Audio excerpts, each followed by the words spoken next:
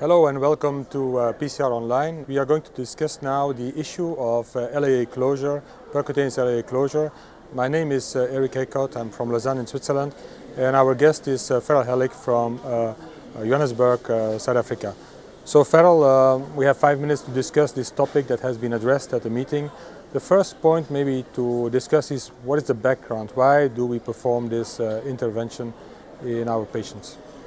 In atrial fibrillation, non-valvular atrial fibrillation, 95% of thrombus arises from the left atrial appendage. Mm-hmm. And we know that warfarin is very effective therapy for this. Mm-hmm. Unfortunately, not every patient can take warfarin, mm-hmm. and bleeding is the main reason. Mm-hmm. But also we have problems with warfarin, adherence to medication, time in the therapeutic range. There are many issues around warfarin. But the main concern we have is bleeding, and we need an alternative.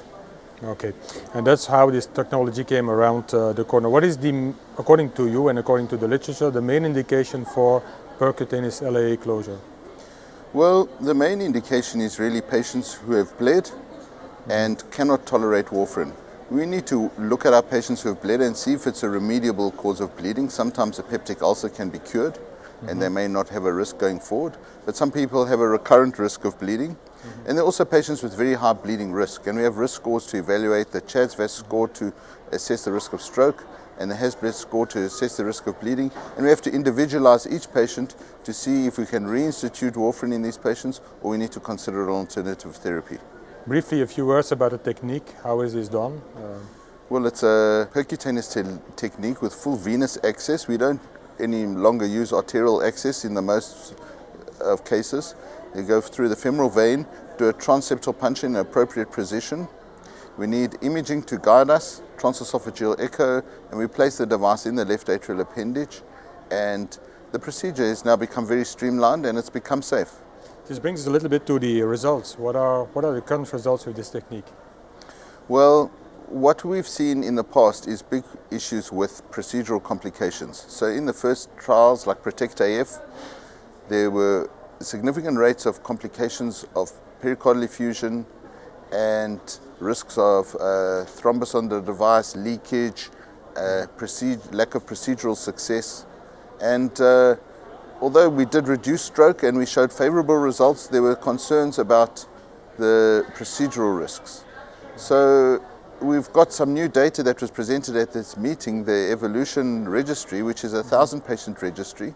And if you look at the history, Protect AF had an 88% success rate, and then Prevail, the success rate went up, and in the continued access protocol, the success rate was 95%. But now we're up to 98.5% procedural success rates, with very low rates of complications, very low rates of pericardial effusion, and I think at 30 days, low rates of stroke, low rates of thrombus on the device, 0.4%. So we've got very good outcomes. Yeah, so event rates around 3-4%, that's correct? Total, yeah. Yeah, okay.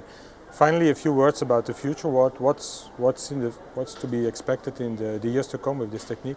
So I think in the future, the big challenge is to decide what the peri-procedural medications need to be, because at the moment, we don't have any uniformity. If you look at the Evolution Registry, there were some patients on nothing.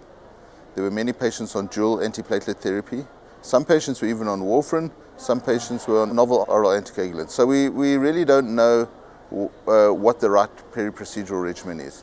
One thing we know is that bleeding does not have an insignificant risk on aspirin alone. So I think in the long term we need to do more studies. There's consideration to do studies of NOACs or direct anticoagulants following the procedure, and perhaps aspirin for a period, or perhaps aspirin nothing. No aspirin. So these things are in planning at the moment. And I think ideally, for me, the ideal is if we could stop all therapy in patients who don't have another indication for aspirin, such as coronary disease, and that's where this therapy could reach its full potential going forward. That sounds very logical indeed. So, thank you very much, Farrell, for taking the time to answer these few questions. Thank you. Thank you.